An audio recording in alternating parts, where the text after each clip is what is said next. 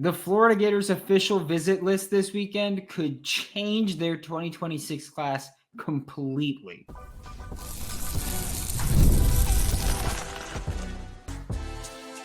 You are Locked On Gators, your daily podcast on the Florida Gators. Part of the Locked On Podcast Network, your team every day. Hello and welcome back to another episode of Locked On Gators, part of the Locked On Podcast Network, your team every day. Thanks for making Locked On Gators your first listen of the day every day. We are available daily and free wherever you listen to the podcast and on YouTube. Happy Thursday. I am Brandon Olsen. As always, find me on Twitter at WNS_Brandon. Find all my written work with New York Giants on SI. Today's episode of Locked On Gators is brought to you by FanDuel. Right now, new customers can get $200 in bonus bets when your first $5 bet wins at FanDuel.com. Don't forget to like, subscribe, comment, review, do whatever it is you want to do. We're almost at 8,000 subscribers, so that's pretty lit, not going to lie. But the Florida Gators this weekend have an absolutely stacked official visit weekend, right? An absolutely stacked official visit list here. And they do this every year. They have a few weekends where you look at the list and you go, all right, that's a ton of names. They have 11 visiting, or I'm sorry, they have 18 visiting this weekend. I don't know why I said 11. Don't know where that came from. I just felt like lying. They have 18 visits set up for this weekend. And look, things can change, right? Things could happen where a player's like, hey, I can't actually make it this weekend. We'll have to reschedule. Stuff like that happens. It's fine. Don't be surprised by it. But every year there's that list where they go, all right, this weekend ended up being huge for the 2026 class, or I guess last year's 2025, year prior 2024, where you look back on signing day and you go, a lot of these guys were here on this weekend. I think that this weekend is going to be that. I think that this time around, we're going to look back and we're going to say, all right, that May 30th weekend, that was or May 31st, if you choose to use it Saturday, that May 31st weekend, huge for the Florida Gators 2026 recruiting class. And I don't think you're wrong at all if you think that, because, I mean, we'll start in the trenches, right? Because we know that Florida, they're looking to take at least 4 offensive linemen. I've been told the goal is 5. And that if they can get a 6th that they think is quality, they'll do that. So they're hammering the trenches. So we're going to start with the trenches. 4-star offensive tackle Javion Cooper. He is currently a Syracuse commit. He is a 4-star everywhere, except that he's a 3-star on 24/7. And I will tell you this right now. There are going to be a lot of players that we talk about today that we go, they're a 4-star everywhere, except they're a 3-star on 24/7. I can't explain why. I don't care to wonder. Like I'm sure I could find an explanation. I don't care enough to, because I don't give a damn about their rankings. Just plain and simple. And that's not a 24/7 specific thing. That's my approach from now on. Like I've told you, I'm not caring about rankings that are individual like that at all. Just because I do think that, yes, there's value in some rankings, and that there is usually, pretty good indicators of, oh, if you finish in this spot, then this is a general guide for where you might end up. If you finish with this recruiting class, then you might end up, or then you're more likely to make a college football playoff, whatever it may be. There's numbers to back that up, absolutely. But I also hear the personal stories of, I didn't go to a camp and so they dropped me a star. I didn't do an interview with them, and then the next time we come around, all of a sudden, even though they were just telling me that they love me, I drop 100 spots. Stuff like that, just for me, it means I don't care about the individual ranking anymore. For Javion Cooper, if he flips from Syracuse, Florida's looked at as the most likely spot. If he flips, okay? He also has visits with Florida State, UCF, and, of course, Syracuse, where he is currently committed. 3-star offensive lineman Geneva Carr. 3-star on 3 and 24/7, 4-star on ESPN and Rivals. And from what I've been told, from who I've spoken to, which could be different from who else you listen to, who else you read, could be different from all that, right? But from who I've spoken to, what I've been told, Florida's still in the lead from him, or at least feels like they are. And the visit is scheduled for Florida, then Alabama, then Georgia, then Tennessee, with a commitment date of June 25th. And I think that a lot of Florida Gators fans, myself included, like, again, I think right now Florida's in the lead for him. But he's got 4 visits. Florida's the first one. He's committing shortly after the 4th and final one. That doesn't usually bode well for the team at the first visit. If you go, hey, I'm going to take all my visits in a month in a row, and then I'm going to announce my commitment shortly after, usually that doesn't go well for the team that has the first visit. But again, Florida should be in the lead right now. And as always, like we'll say it again today, I'm sure, but every player, doesn't matter who they commit to initially, it matters where they sign. And with recruiting nowadays, expect that to be a long, drawn-out process. Offensive lineman Blaze Thomasy, he's a 3-star. He is listed as an offensive tackle, but Florida is looking at him as an interior offensive lineman. On3 reports that Florida is looking at him as a center specifically.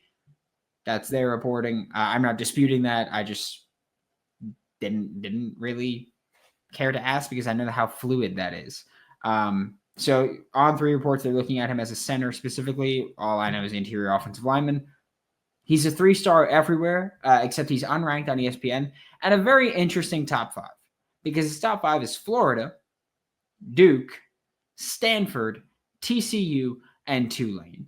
And when I look at Duke, Stanford, and Florida, I go, all right, you care about your academics here. I can't speak to Tulane and TCU like that. But I'm talking about having that high academic standard. Those are those schools. And I think that when you talk about, where can you get the best of both worlds for academics and athletics, it's Florida. And that's where the conversation starts and ends. It's Florida. So for Blaze Thomasy, hopefully that's where he winds up. 3-star offensive tackle Javari Lucas, 3-star on On3 and 24/7. He's unranked by ESPN and Rivals. Florida is not so quietly at the top of his board right now. He's cousins with Kelvin Taylor, so obviously there's family ties there with the university. He is also supposed to visit West Virginia and USF, but we'll see if those happen. And I'm not saying that anything's definitively happening. I'm just saying that, like I mentioned, we're going to be talking about, those weekends that a bunch of kids commit. Maybe they don't commit that weekend, but when we look at it on signing day, we'll say, hey, this was that weekend. When I look at this, we talk about Carr, Cooper, and Lucas as 3 players that we've talked about. We've only talked about 4. And those are 3 players that we've talked about. Right? All right, like I kind of think Florida should land that commitment. Whether they do or not, out of my hands. But I feel like they should. And so I think that this could be some of those guys we talk about. On the defensive line, you've got 4-star Vodney Cleveland, 4-star everywhere, unanimous 4-star. Florida, Texas, Georgia, Auburn, Miami, they're all in it. So that tells me a couple of things. One, when it's those 5 are really pursuing you, 1, you're a damn good football player. Okay? And 2, it ain't over till you sign. I don't care if you commit and shut it down. It ain't over till you sign. That's it. It's as simple as that. 4-star defensive lineman Bralan McCoy. He is a 4-star on On3 and Rivals. He's a 3-star on 24/7 and a 5-star on ESPN. He is the only player where we got him as a 3, a 4, and a 5 because that is a very large spectrum when we talk about it. Like that's a big range to go 3, 4, 5. So Bralan McCoy is that one guy that we talk about. And it feels like publicly, at least in recent weeks and months, Florida has been gaining a ton of traction for him. Okay? And I think that he's just the kind of player where no one really has any idea what he's doing. Because you talk to 6 different people and you might get 6 different answers. You're going to get Ole Miss. You're going to get LSU. You're going to get Florida. You're going to get Texas. Hell, you might get a Michigan. You're going to get a lot of different answers. It's not anything to be surprised about. It's not anything to be surprised for. And I think that this is just going to be one that drags out regardless. 3-star defensive lineman Tyson Bacon. He's a 3-star everywhere, except he's a 4-star on Rivals. He is a former Tennessee commit that is likely going to come down to the wire with Georgia, Florida, Miami, and Alabama visits still trending or still set and potentially more down the line. Again, there's going to be a lot of kids where I don't talk about, what the feel is for them right now because 1, it doesn't matter this early in the process. And two, we don't really know with a lot of these kids because, I mean, look, they're more fickle than ever before, but also they've got all these official visits set up. I feel like at least until the official visits are done, there's a lot of kids where it's just not even worth going, oh, I think he's going to go here. Because we don't know how those OVs are going to go. There's 4-star edge Ashari Charles. He is a 4-star everywhere. Penn State is also in this one, but I will say that I have no clue where this is going because up until the OV got scheduled, I was just like, all right, I think he's a Miami-bound player. But Penn State's going to get a fall visit, it looks like, in which case that could be huge, especially if Miami struggles or if Florida struggles and Penn State's on fire. I mean, also, look, let's be real here. If you're an edge rusher and Penn State wants you, you're going to take the call. They've got a tremendous track record of putting edge rushers into the league in recent years, too. Like, I know there's a lot of schools that we go, oh, yeah, they've done this historically. Kids today, I don't think they care about historically. I think they care about what have you done lately. And Penn State has gotten, I mean, Micah Parsons, Abdul Carter, Odafe Owe. Like, they've gotten a ton of talented players there. And I didn't even name Chop Robinson. Like you got a ton of guys there from Penn State in recent years. It's easy to be enticed by them if you're an edge rusher. There's also an unranked edge rusher, Corey Howard, which he's unranked right now. But and there are a lot of players where we could talk about their offer list more so than who than what their ranking looks like. Corey Howard is that because you go unranked, and I know that there's a bunch of people who probably already started typing, oh, look at Billy doing all this stupid thing with the unranked. You know who he has offers from? Florida, Georgia. I'll take those opinions over rankings. I don't give a damn about a ranking. I'll be honest with you. Because I know that there's people that are unranked. What stinks? Nope. Not how it works. Like I said, these rankings are more fickle than ever. I've said, recruits are more fickle than ever. So are the people who run these recruiting ranking sites. So, and again, I have no problem with the local, no problem with the local reporters for Florida or any other team site, really. I don't know the ones away from Florida. But the people who actually do the rankings and the national people, yikes. We're going to talk about the secondary for Florida this weekend with these visits when we get back with Locked On Gators. The NBA playoffs are in full swing. If the Knicks lose, don't talk to me. And every night delivers highlight-worthy performances, major momentum shifts, and can't miss moments. Whether it's a game-winning shot or a breakout player or the Knicks having someone come off the bench and turn it over 6 times. Super fun stuff. There's never been a better time to get in on the action. FanDuel makes it easy to stay in the game before tip-off and live with player props, performance trends, and same-game parlays. Fans have way more ways than ever to play smart and win big. If you're new to FanDuel, perfect time to sign up. Head to FanDuel.com and place your first $5 bet, and if it wins, you get $200 in bonus bets. Make every moment more with FanDuel, the official sports betting partner of the NBA. Thanks for making Locked On Gators your first listen of the day every day. We are available daily and free reviews on the podcast and on YouTube. And we're going to talk about these secondary visitors this weekend. First off, we're going to talk about 5-star safety Bralan Womack. He's a 5-star on 3. He is a 4-star everywhere else. He is the only player, if I'm not mistaken, that is a 5-star with 1 service and a 4-star everywhere else. Similar to how Jaraylin McCoy is the only 3-4-5. Bralan Womack is the only 4-star everywhere and a 5-star with on 3. And the relationship between Bralan Womack and Vinnie Sunseri is why Florida is in this conversation. It's why Florida is here. Ohio State, very publicly thought of as the favorite. Florida, Auburn, Texas A&M, all in that conversation. But the reason Florida is in this conversation is Vinnie Sunseri.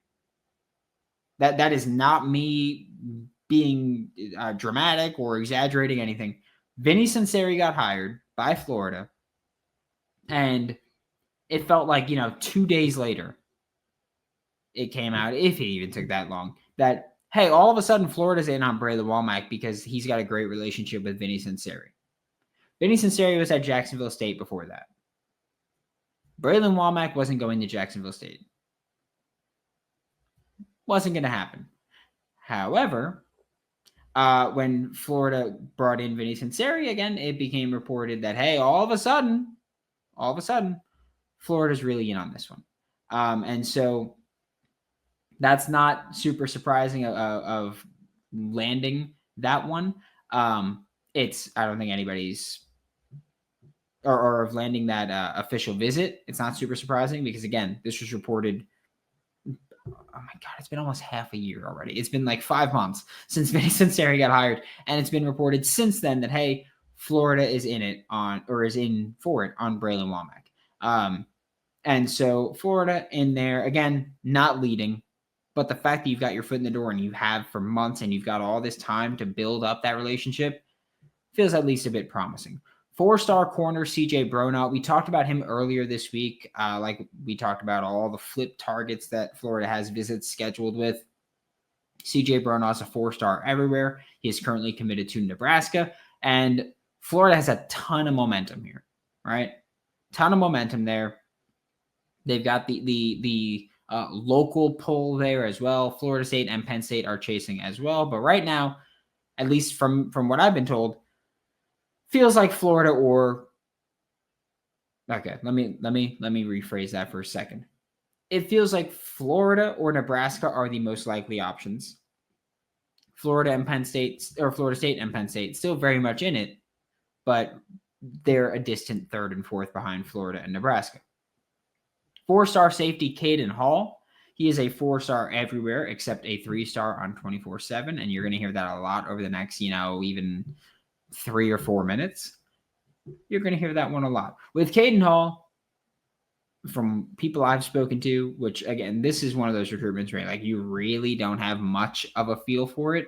But from people I've spoken to, it feels like a Florida and Alabama battle right now with Florida in the lead. I don't want to say barely, but I will say slightly, which, a little bit bigger than barely.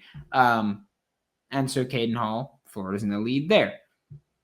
Again, this is from what people are saying and how they're feeling, not directly from the kid. 4-star corner CJ Hester is a 4-star everywhere except a 3-star on 24/7. And Florida are the favorites here for CJ Hester, at least from people I've spoken to. It feels and they feel like Florida's the favorite, and they've felt like Florida is the favorite there. So I don't think that has changed much. Again, things could change over the course of the next few months. Could happen. Not surprising. 4-star DB Jaden Broadnax. 4-star everywhere. Stop me if you heard this before. Except he's a 3-star on 24/7. Currently, he is a Louisville commit. Florida is the only school that has an official visit with Jaden Broadnax, which is is the only school outside of Louisville where he's currently committed, which is in 3 weeks. And again, Louisville has a visit in 3 weeks. Sorry, that wasn't clear. Florida visit this weekend, Louisville in 3 weeks. Ole Miss and Auburn had him on campus during the winter months, but have no OV scheduled yet. Not to say it won't happen. And I know that he's talked about as a DB because corner, safety, we'll see. The way that I look at this with a guy like Jaden Broadnax, and I'm not saying this, I want to make this clear. I know that I have generally had the thought that if a kid is being recruited and people and it's like, oh, he's a corner and it says Florida's recruiting him as a safety, or if he's a safety and Florida's recruiting him as a corner, then I generally feel like the player winds up at star. This is a player that is viewed as genuinely a corner or safety, could go either way. And we don't even have word of how Florida is recruiting him, right? But Vinnie Sunseri is his primary recruiter. Vinnie Sunseri is the safeties coach. So just the way that I look at it is that I look at it as it's most likely going to be safety, at least to start. But I genuinely believe he's someone that couldn't play anywhere. Like, he could play star, yeah. But I'm not saying that this is one of those players where he's a corner being recruited as a safety, and then I go, oh, star. This one, I truly think that safety is going to be the starting point and could go any direction from there. But I do think that Vinnie Sunseri is the starting point for him, or safety is the starting point for him because of Vinnie Sunseri being the primary recruiter. It just makes sense to me that the primary recruiter is your position coach. Call me crazy, right? Call me crazy for that one.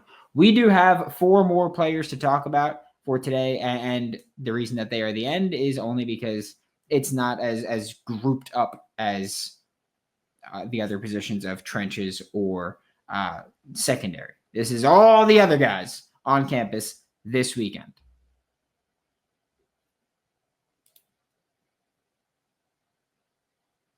Thanks again for making Locked On Gators your first listen of the day every day. We are available daily and free wherever you listen to podcasts and on YouTube. And to wrap up today's show, we're going to start off by talking about Hees Kent. And Hees Kent is a name that we've spoken about quite a bit. We spoke about him last week as well with Brian Smith of the Portal and of Locked On Seminoles. We don't have to care about that part. But we can, because we're going to talk about them for a second here. Hees Kent is a 4-star everywhere. He is listed as an athlete. Florida's recruiting him more as a tight end. And the dude is just built like an absolute brick house. It's kind of crazy. But for me, Florida feels like the favorite here. And I think that there's a bit of a gap. I do. Florida feels like the favorite for Hees Kent right now. And you look at just the sheer volume of tweets and posts and pictures for Hees Kent, whether you're looking at Hees's profile itself or Russ Callaway's profile. And there are a ton of posts between those two. Just the sheer volume there is, 1, kind of impressive, but 2, also just really goes to show you, hey, Florida's recruiting him heavily. And that's one of the reasons I feel Florida's in the lead, is because there are so many pictures of Hees Kent and Russ Callaway together. Again, posted by both sides. So it's not like, oh yeah, it's not like Russ is just posting it and it's like, oh yeah, look, Florida's really here. Both sides are posting it. And again, I'm not saying that Florida's like a Florida lock or anything with Hees Kent, but I am saying that I do feel like Florida's in the lead for that reason. Miami and Florida State are in this as well. Miami is more in it than Florida State. I've been told that Florida State is really lagging behind here, which kind of puts a smile to your face, right? To know that Florida State's failing at something again. 3-star wide receiver Brian Williams is the only true receiver on this list. He is a 3-star everywhere, but similar to edge Corey Howard, who we talked about before, who is unranked, I care way more about your offer sheet than your rankings. And Brian Williams, a 3-star everywhere, but he is still a 3-star receiver that is 6'4", 185 pounds. This is his listed size. Florida, Alabama, Penn State, Kentucky, and Notre Dame are all in there with official visits. They all have official visits scheduled right now. Brian Williams is someone that could commit fairly early in the process, maybe. But I do think, again, that we're going to be having this conversation quite a bit of, well, probably going to go down to signing day. Look, Florida's a great place to go if you're a receiver. Alabama's a great place to go if you're a receiver, especially right now with Kalen DeBoer and Ryan Grubb back there and what they've done with receivers, getting them to the league. Penn State, Kentucky, Notre Dame, not so much as far as, getting guys to the league and successfully doing that recently. But I will say that Brian Williams is their kind of receiver. He's got the size and measurables that all 3 of those schools look for in receivers consistently. Like, that's what they like to build their class out of. Florida doesn't build their class with those kinds of guys, but they try to get them in the class. And that's a big difference there. Then we got 2 linebackers to wrap up today, which is 4-star linebacker DQ Forkpa, 3-star on On3 and 24/7, a 4-star on ESPN and Rivals, and Robert Bala putting in work with both DQ Forkpa and the player we're going to talk about next. But Florida for DQ Forkpa from how I've been told, or how it's been explained to me, is Florida feels like they are in the lead here. Florida State is still very much in this. And I wouldn't be surprised. This part is just me reading the tea leaves here. I wouldn't be surprised if by the end of it all, we saw DQ Forkpa start getting considerable interest from Georgia. Forkpa is an IMG recruit or an IMG player that would fit in that IMG pipeline, but he's also from the state of Georgia. And I just say pipeline, not to say that Florida has an established pipeline with IMG, just that I just call it a pipeline if they're coming from that school. So him being an IMG kid allows Florida to get their foot in the door pretty consistently, but he is from Georgia. And so when more traction starts picking up, wouldn't be shocked if Georgia started to try to hammer that late and especially try to sell the, hey, come home kind of thing. So it wouldn't shock me there. The last player to talk about is linebacker Karan Maycock. He is a Florida State commit. He is a 4-star on On3 and Rivals. He is a 3-star on 24/7 in the ESPN. And he's also someone that I doubt signs with Florida State when it's all said and done. This doesn't feel like a commit that sticks to me. It feels like a commit that was made because that was where you had the most love and it was a Power 4 program in the state of Florida. And so that really helped. But this is an interesting case of someone who committed to Florida State just a few months ago.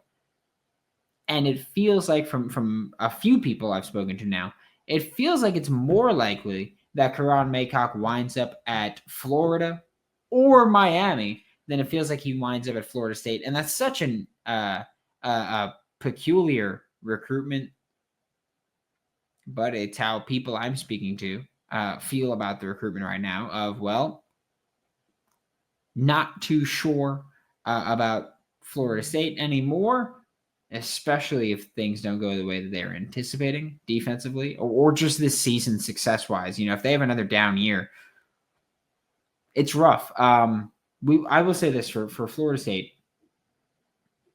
You were established with Mike Norvell. Like this isn't like, oh yeah, he just got hired a year or two ago. You've been established with Mike Norvell. You reached the top of the ACC with Mike Norvell. And then you had an awful, awful year. After having, a few mid seasons, then you have the eruption and go 13-1 and get very conquered. And then you have the 2-10 season last year. I think that Mike Norvell is in a spot where he needs to win 8 games to truly solidify himself as, hey, that 13-1 season wasn't a blunder. That 2-10 season is not our standard. And even the 5, maybe 6 games that we were winning before 13-1 are not the standard. We are we are a school and a program that is looking to compete week in, week out, year in, year out. I don't know if they get to 8 wins this year. I don't think they have an 8-win team. And this isn't me just hating on them. Last year, I said I thought they would get 7 or 8 wins. Not me hating on them, but I do hate them. But this isn't me being strictly a hater. I just think Mike Norvell has a lot to prove right now. I don't think you can go, oh, it was just one bad year. Because you could also say, oh, it was just one good year. So what, get rid of them both and then we go back to 3 years ago? I think that you got to win 8 games this year to prove to people and recruits and players we are here to stay. The 2-10 was a blip, and that's it.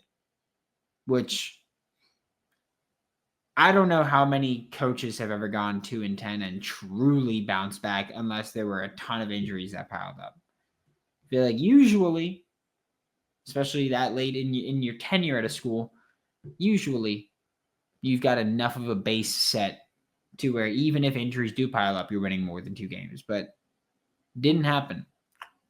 Tough look. We'll see all these players that we mentioned today that have Florida State in there. We'll see what happens with their success this year. And a lot of those guys have been mentioned in this past segment. Thanks for making Locked On Gators your first listen of the day. Every day we are available daily and free wherever you listen to the podcast and on YouTube. We will be back tomorrow to talk Florida Gators baseball with David Schultz of Locked On Sunbelt. For Locked On Gators, I'm Brandon Olsen. Don't forget to follow me on Twitter at WNS_Brandon. Find all of my written work with New York Giants on SI, and I will see you all next time.